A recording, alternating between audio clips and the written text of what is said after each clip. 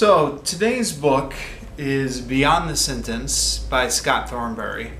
I actually read this book once before in 2014, but I reread it just now.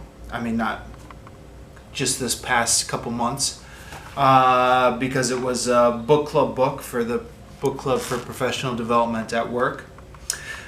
And I thought, as long as I reread it, why not just get out the video and give my video review for whatever it may be worth. So the book's name is Beyond the Sentence, and it covers a lot of ground actually. But if I had to sum it up, I think what he means by Beyond the Sentence is he's talking about a problem in a lot of ESL course books where they present grammar in a series of isolated sentences. You know, like present perfect, you have a whole bunch of sentences and the students have to fill in the correct form of the verb or something like that. And he makes a point here that the context, both kind of the context of like the outside world that the text is part of, and also the context, meaning like the other sentences around that sentence, really determine the choice of grammar and the choice of words that you're going to have in that sentence. Not only that, but if you only focus on individual sentences, then you lose out on all the things that make a whole text. The cohesion and coherence of a text and how an author achieves coherence and cohesion. Transitions and discourse markers between sentences. And so his point here, I think, if you had to sum it up in one main point, is that we shouldn't be always focusing on the individual sentences. We should be focusing on the whole text and drawing students' attention to the things that make a text cohere together. That's probably the one overarching main theme in the book, but he goes into all sorts of things here. This book, I originally read it when I was doing Delta Module 1, and it's still strongly recommended for Delta Module 1, because in Delta Module 1, I'm going off of memory here, which is about 3 years old, 4 years old now maybe. So if I get this wrong a little bit, you'll have to forgive me. I think, if memory serves, you're given a piece of writing, and you have to identify like features of the genre. So like this writing is using this text is using kind of these sentences because it's characteristic of this genre. This book is excellent preparation for that because it gets into a lot of genre analysis. A lot. Probably not a lot. It's an introduction to some features of genre analysis. Scott Thornbury, actually, to kind of back up and give information about the author, is one of the best known authors in ESL, and for good reason. He's one of these people who can just explain things so clearly. Very few people can do this, but he's one of these very few. He can take a concept and explain that concept to somebody who has no idea about it, just kind of very kind of clearly and logically, going through and explaining complicated concepts to a beginner. He has, my manager told me once, and this is probably hearsay me repeating it, but I'll say this anyways. Manager told me he has kind of a reputation for taking ideas that other linguists have developed. So in other words, he doesn't come up with his own ideas. He just kind of repackages stuff that other linguists have come up with. But even if that's true, he just repackages it so well and explains everything so well. And he, you know, if you're in the ESL world, he's written books on everything. I think just every aspect of ESL, he's got a book. So his writing, he explains it very well. There's a little bit of humor coming in. It's quite enjoyable to read. Okay. Now, where was I going with that? Back to the book, I guess. There's a lot of different things in here. Aside from kind of his main point, he talks about a lot of other issues. A couple things that caught my attention, I guess. He talks about the problem with a lot of ESL textbooks, that they always just have kind of the same kind of text, kind of like a magazine-y type, article type reading. And he says when we only do this type of reading, we're limiting the type of text that our students are exposed to. So I think chapter 7, he talks about using literature as text and kind of goes through all the different features of literature that make it interesting and are not, wouldn't be in a normal text in an ESL textbook, and bring that into encourages teachers to bring the literature into the class. There's some interesting analysis of the usual type of text that's in an ESL textbook. He says, this is at the end of chapter 7, he says they're very noticeable almost for what they don't talk about. And unsurprisingly, publishers have kind of guidelines against materials. He calls this the parsnip topics, which politics, alcohol, religion, sex, narcotics, ism, and pork. That publishers discourage ESL authors, textbook authors, from writing about, which is why you just have all these bland articles in an ESL textbook. And they do that, of course, to avoid controversy and maximize profit. And it's not particularly surprising. I mean, sex, religion,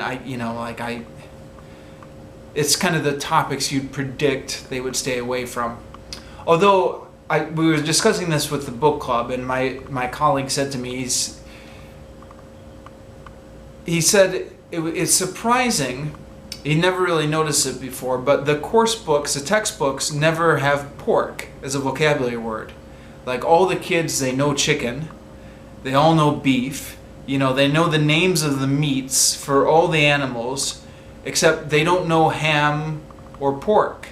And these words are never in the textbook. And he said that to me, and I thought, yeah, I never thought about that before. But those words never do pop up in the textbooks, and I'm assuming this is because they don't want to offend the Muslim world, which is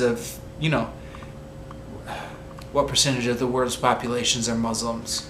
A third? I don't know. It's a sizable segment of the world's population, so it's a segment that the textbook publishers don't want to offend. But I was like, yeah, boy, that is weird how kind of any mention of pork or ham or any, my colleague was saying his kids didn't even know that word, didn't even know the word for ham. They knew all the other foods.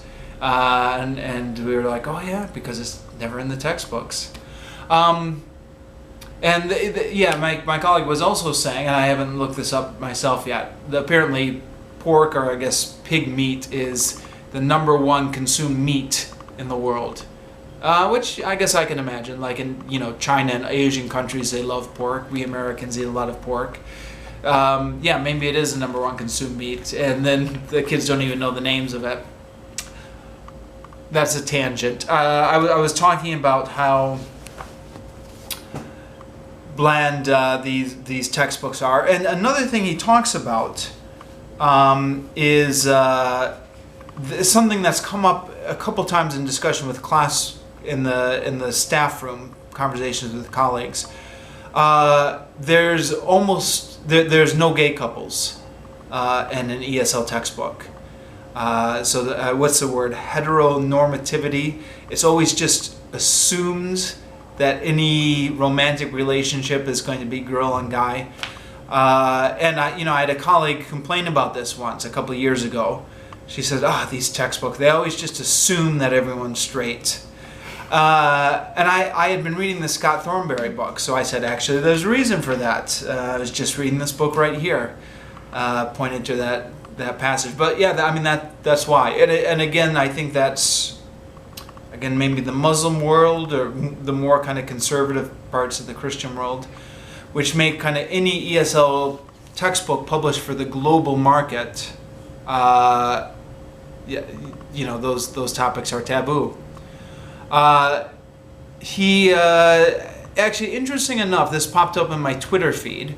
Scott Thornbury was just talking about this topic at a conference, I think this was the TESOL conference in Seattle just a couple weeks ago. So it's still an ongoing issue, and there are people who are trying to change this or push this. So that's just another thing that's in this book. There's a lot of genre analysis in here. There's a lot of suggestions for teachers. There's a lot of suggestions for teachers, actually. There's a lot of practical classroom activities. In fact, actually, the last kind of 12 pages of the book or something are photocopiable tasks that you can just copy and bring into the classroom with you, or you can make your own. He gives a lot of suggestions. I thought when he was talking about when he identified the problems that learners have with coherence and cohesion, I thought he was exactly right. When he identified the problems that most ESL textbooks have in not addressing these issues, I thought he was exactly right. Some of his practical activities, though, I thought, geez, that's not going to work. Some of them, for one thing, they just seem so boring. And again, this is something at book club, a colleague said this. He said, just looking at that activity makes me bored. I can't imagine how it would make my students feel. I mean, activities that draw students' attention to discourse features or linking coherence in a text, just to me have just boring all over it. And I don't mind kind of reading up on it for my own benefit, but how do you bring that into the classroom? I don't know. I thought it seemed a little bit boring. And then I was also questioning, I thought some of his activities about conscious raising for the students were good. Some of the activities that tried to push students to produce some of these cohesion markers, I don't know, maybe I'm just cynical, because in my experience it's just so hard to get students to use cohesion markers correctly. I just thought, you can assign this activity, but the students aren't going to get it right. Now I guess my job as a teacher would be to give them good feedback when they got it wrong. But there's very little guidance in this book on how to do this. Actually that's a complaint I have. There's very little. He's got a lot of classroom text that he sets up. I'm thinking, oh, my students are going to get this all wrong. And then there's very little guidance on here on how to give students feedback when they make all those mistakes. Of course, giving good feedback would have been a whole other book in itself. Anyways, I'm rambling. I think I'm just going to wrap this up. The takeaway is this book is interesting and well written, and it's for professional development, so it's not like a beach read, but as professional development books go, this is about as well written as you're going to find them. So recommended for professional development.